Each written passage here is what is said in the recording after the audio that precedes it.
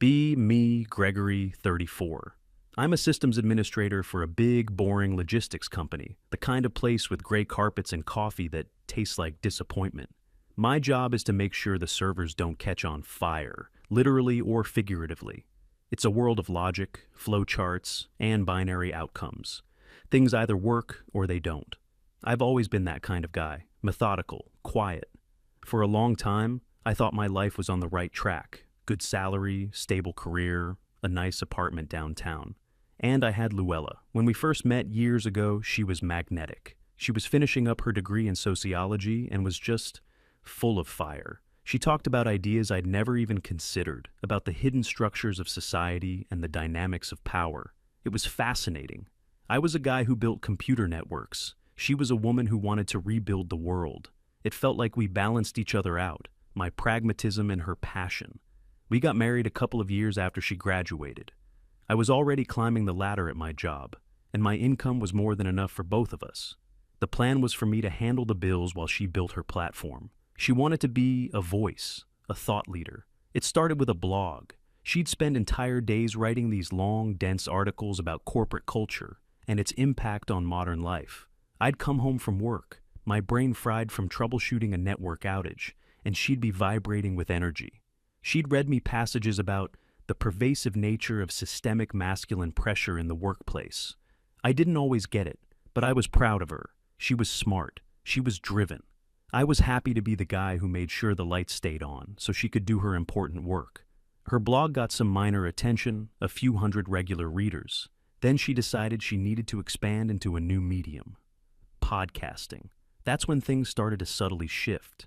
The first big purchase was the equipment. I came home one day to find our small second bedroom, which had been my office, completely transformed. Sound-dampening foam panels were stuck to the walls with adhesive tape. In the center of the room, on a brand new desk, sat a microphone that looked like it belonged in a professional recording studio. A whole mess of cables and an audio interface were connected to her laptop. I remember seeing the credit card statement a few weeks later. The total was nearly $4,000. When I asked about it, she explained that you couldn't skimp on quality. Her message was too important to be delivered with tinny, unprofessional audio. It was an investment in the brand. I let it go. It was a lot of money, but I got a bonus that year so we could cover it. The podcast launched. It was called Corporate Unwound, or something equally dramatic. She and a friend from her university days would talk for an hour every week. They discussed things like the psychological violence of the 9-to-5 workday, and toxic masculinity as a management strategy. I tried to listen to it a few times. I'd put my headphones on while doing the dishes, trying to understand her world. But it was hard. They used so much academic jargon, and sometimes it felt like they were talking about me. Not me by name, of course, but about men like me, men who worked in offices, who valued promotions, who didn't question the system. I once made the mistake of trying to offer a different perspective. She was talking about how corporate jobs crush the human spirit. I mentioned that my job, while stressful, gave me a sense of satisfaction, that I enjoyed solving complex problems. The look she gave me was cold. She told me I had been conditioned by the patriarchy to find fulfillment in my own subjugation. My satisfaction wasn't real. It was a symptom of a sickness. After that, I stopped trying to engage with her work. I just paid for it. The expenses kept growing. She needed a better laptop for audio editing. She needed a subscription to a premium hosting service for the podcast.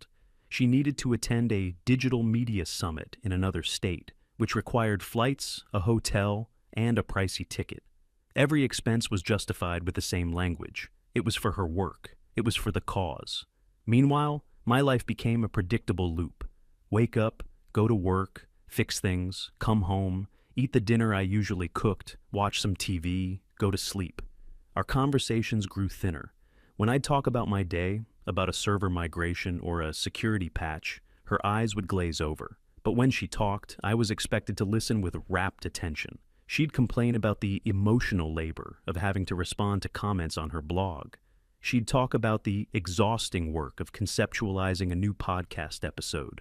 One evening, she spent 20 minutes venting because the organic grocery store was out of the specific brand of kale she liked for her smoothies. She said it was a perfect example of late-stage capitalism's illusion of choice. I had just spent 12 hours dealing with a ransomware attack that had crippled our company's entire shipping department. I just nodded and said, "That sounds tough." I felt more like a sponsor than a husband, an ATM with a name. She never asked about my stress. She never asked about my worries. My role was simple: to provide a stable, comfortable platform from which she could critique the very systems that provided that stability and comfort. The irony was starting to become a heavy weight in my chest. The real turning point, the moment the floor fell out from under me, came about 6 months before the end. She came to me one evening, radiating an excitement I hadn't seen in years. She had a new grand idea. The blog and podcast were just the beginning. She was ready to monetize her brand. She wanted to launch a consultancy firm. Her target clients would be corporations looking to detoxify their work environments.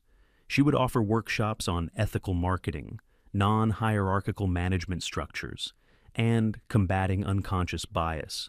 It sounded ambitious, maybe even promising. For a moment, I felt a flicker of the old pride. Then she told me what she needed from me. She needed $50,000 for seed capital. $50,000. That was a huge chunk of my personal savings. Money I had been carefully putting away for a down payment on a house. My voice was quiet when I asked her if she had a business plan. She scoffed. She said business plans were archaic patriarchal documents that stifle organic growth. I pressed a little. I asked if she had any potential clients lined up, or market research, or even just a simple spreadsheet with projected costs. I wasn't trying to be difficult. I was trying to be responsible. This was my world. You don't make a $50,000 decision without a plan. That's when she turned on me. Her eyes narrowed, and her voice dropped to a low, venomous tone. She said she couldn't believe, after all these years, that I would be so unsupportive, that I was actively trying to sabotage her. She accused me of being threatened by her potential. She said I was a hypocrite, pretending to support her while secretly wanting her to stay small, to stay dependent on me. She said my request for a business plan was just a way for me to exert control, to use my financial power to keep her in her place. Every word was a perfectly crafted ideological dagger. I was speechless. I just sat there as she dismantled our entire marriage in the space of 5 minutes. She ended her tirade with a chillingly calm statement. She told me she could no longer thrive in such a toxic and unsupportive environment. She was leaving me. She said she was filing for divorce. It wasn't a threat. It was a declaration, an invoice for my failure to comply. The weeks that followed were a blur of cold silence and awkward maneuvering around the apartment. She acted with a kind of righteous martyrdom, as if she were a political prisoner finally escaping her captor.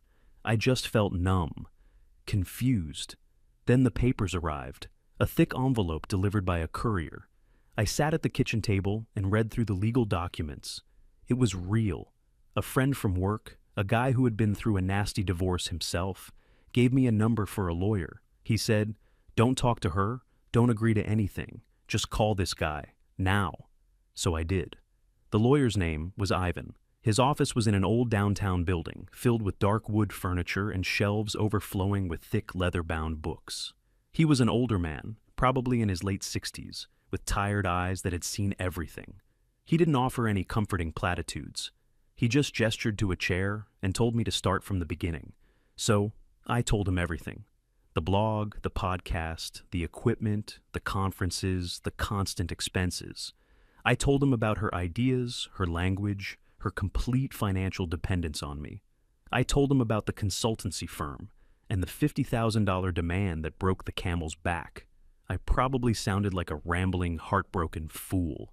When I finished, Ivan leaned back in his creaky leather chair and steepled his fingers. He was quiet for a long time, just looking at me. Finally, he let out a slow, weary sigh. He said, "All right, so your wife has mistaken you for a nonprofit foundation, and now that the grant money has been cut off, she's suing the foundation for failing to fulfill its mission." It was the most succinct and accurate summary I could have imagined. He told me not to worry. He told me that family court, despite the horror stories, was ultimately a place of numbers and facts. He said, "Ideology doesn't pay the bills. Let's see what the numbers say."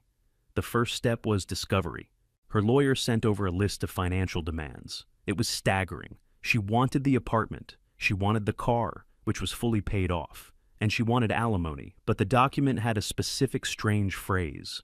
It said she was requesting empowerment alimony. I asked Ivan what that meant. I'd never heard of it. He read the paragraph and let out a short, dry laugh. He explained that her legal team was trying to frame the request in ideological terms. They weren't arguing that she was unable to work or that she needed support to get back on her feet.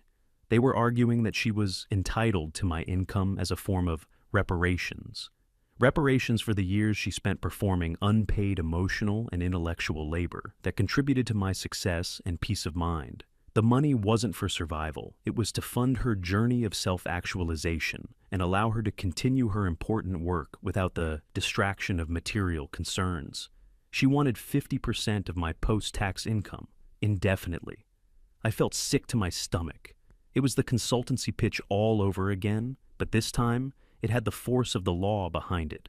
Ivan was unfazed. He just said, "Good. Let them argue that in front of a judge. Now, let's get our homework done." For the next few weeks, my life was a mountain of paperwork.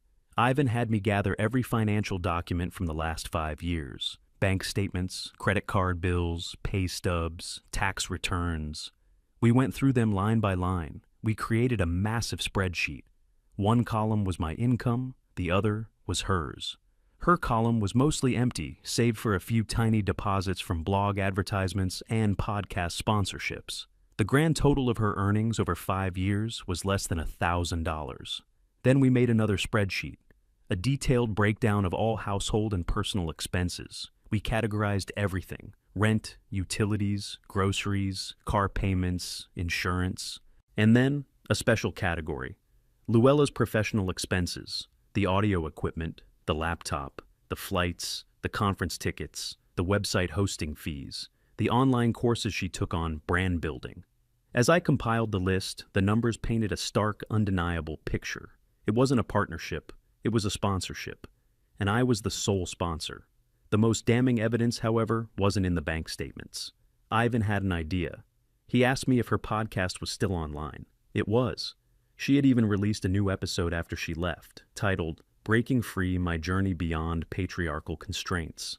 Ivan hired a paralegal to transcribe every single episode, and he had me go through her blog and social media with a fine-tooth comb. We were looking for specific things: any mention of her lifestyle, any posts about travel or expensive purchases, and any statements she made about her finances or her relationship with work and money. What we found was a gold mine. There were posts from her research trip to a fancy resort, where she talked about decolonizing wellness. My credit card paid for that trip. There were photos of her at expensive restaurants with captions about the importance of communal joy. I paid for those meals. But the real bombshell came from one of her old podcast episodes. It was from about a year ago.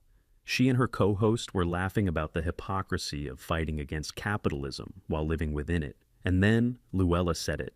I remember the feeling of cold dread as I listened to the recording. Her voice so familiar, so cheerful, saying, "You just have to be strategic. You have to learn to leverage the resources at your disposal.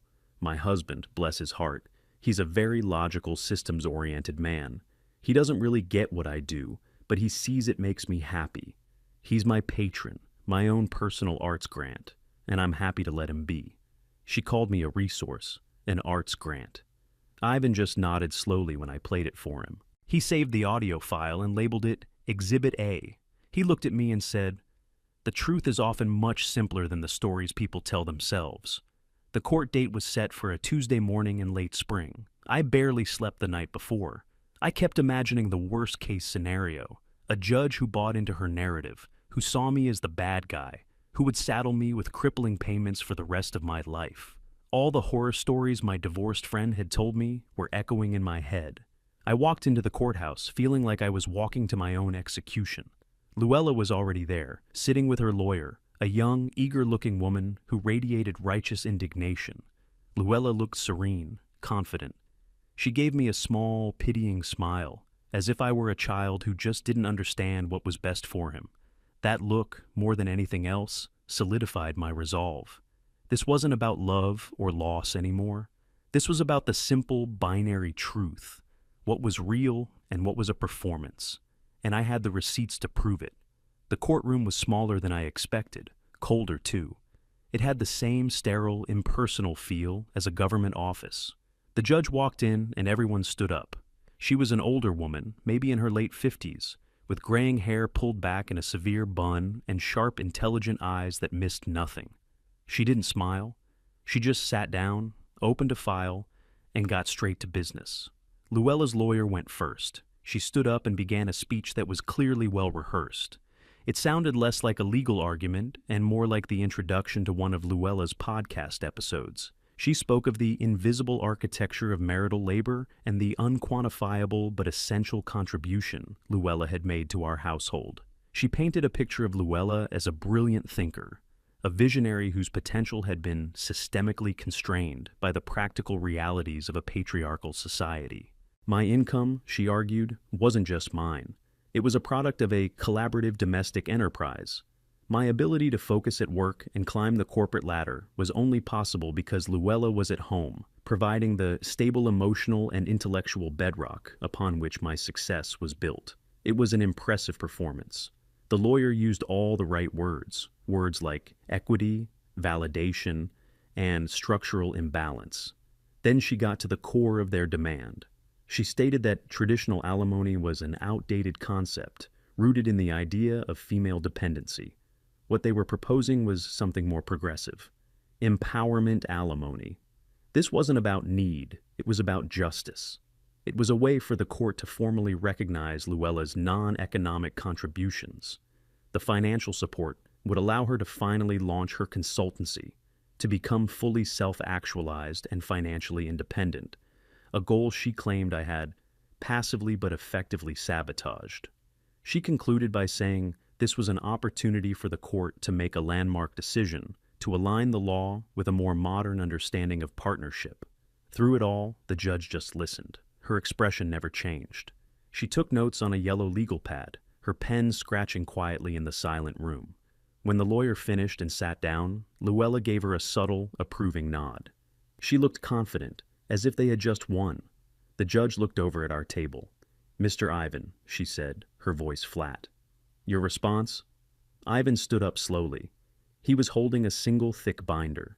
He didn't walk to the lectern. He just stood by our table. He said, "Your Honor, my client's position is much simpler. It's not based on sociology, but on arithmetic." He opened the binder. "For the past 5 years," he began, his voice calm and methodical, "my client Gregory has been the sole financial provider for this household. Not the primary provider, the sole provider." He laid out the first document. It was a summary of our joint tax returns. He pointed to the lines showing my income, then to the lines showing Luella's. The disparity was stark. It wasn't a gap, it was a canyon. Next, he moved on to the bank statements. He didn't just show the totals. He had highlighted specific recurring expenses. He said, "We are not here to dispute that my client paid for the couple's rent, utilities, and groceries. He did. What is relevant, however, is that he also paid for 100% of his wife's personal and professional endeavors." He started listing them, his voice a dry monotone. On this date, a charge for $3,150 for professional-grade audio equipment. On this date, a charge for $2,200 for a new laptop. On this date, a series of charges totaling over $7,800 for airfare and registration for a media conference. He went on like this for several minutes. With each item he listed, I could see Luella shifting uncomfortably in her seat. Her serene confidence was beginning to crack. Her lawyer tried to object, claiming the details were irrelevant. The judge just waved her off. "He's establishing a financial baseline, counsel. Let him continue." Ivan then turned to the concept of Luella's work. He said, "The opposing counsel has eloquently described Luella's contributions as intellectual labor. Let's examine the financial fruits of that labor." He presented a spreadsheet, a summary of all income deposited into our accounts from her blog and podcast. The 5-year grand total was displayed at the bottom in bold, $841.27. $841, Ivan repeated, letting the number hang in the air. Over 5 years, against expenditures for this same work that my client funded to the tune of over $15,000. He paused. "From a purely business perspective, Your Honor, This was not a collaborative enterprise. It was a passion project. A very expensive hobby that my client, out of love and support for his wife, was willing to underwrite. Luella's face was now pale. She was staring daggers at Ivan, but Ivan wasn't finished. He was just getting to the main event. He said, "The central argument for this empowerment alimony is that my client somehow held his wife back, that he prevented her from achieving her potential. The evidence, Your Honor, suggests the exact opposite." He then brought up her social media. He had prepared poster-sized printouts of several of her posts. The first one was a picture of her sitting by a beautiful infinity pool, a laptop open in front of her. The caption was a long paragraph about the importance of escaping the grind to find creative clarity. Ivan calmly read the caption aloud, then stated, "This photo was taken at a 5-star resort in Arizona. The trip, which lasted a week, was paid for in its entirety by my client. It was, in fact, his Christmas bonus that funded it." He put up another photo. Luella at a fancy dinner with several friends, raising a glass of wine. The caption was about the revolutionary power of female community. Ivan said, "This restaurant has a prix-fixe menu of over $200 per person. My client's credit card paid for his wife and 3 of her friends that evening." Luella's lawyer shot to her feet. "Objection. This is character assassination. It has no bearing on the case." The judge looked at Ivan. "Counsel, where are you going with this?" Ivan replied calmly, "I am demonstrating a pattern, Your Honor. The narrative being presented is one of struggle and suppression. The documented reality is one of leisure and unrestricted spending, all funded by the man she now accuses of holding her back." The judge considered this for a moment. "I'll allow it, but get to your point." Ivan nodded. "My final point, Your Honor." He walked over to the court's AV system and placed a small audio player on the lectern. He said, "I would now like to play a short audio clip for the court. It is from an episode of Luella's podcast, which aired approximately 1 year ago, her own words, in her own voice." He pressed play. The sound of Luella's cheerful, confident voice filled the quiet courtroom. First, the sound of her laughing. Then, the words, crystal clear. "You just have to be strategic. You have to learn to leverage the resources at your disposal. My husband, bless his heart, he's a very logical, systems-oriented man. He doesn't really get what I do, but he sees it makes me happy. He's my patron, my own personal arts grant, and I'm happy to let him be." Ivan stopped the recording. The silence in the room was absolute. It felt like all the air had been sucked out of it. I didn't dare look at Luella, but I could feel the heat of her humiliation from across the room. Ivan walked back to our table. He looked at the judge and said, "Your Honor, a person who is being suppressed does not refer to their partner as a resource to be leveraged. An artist who is being held back does not call their husband an arts grant." These are the words of a person who has enjoyed, for many years, a life of complete financial freedom with no responsibilities, funded entirely by the labor of another. He continued, "This request for empowerment alimony is a fiction. It is a cynical attempt to rebrand a life of dependency as a political statement.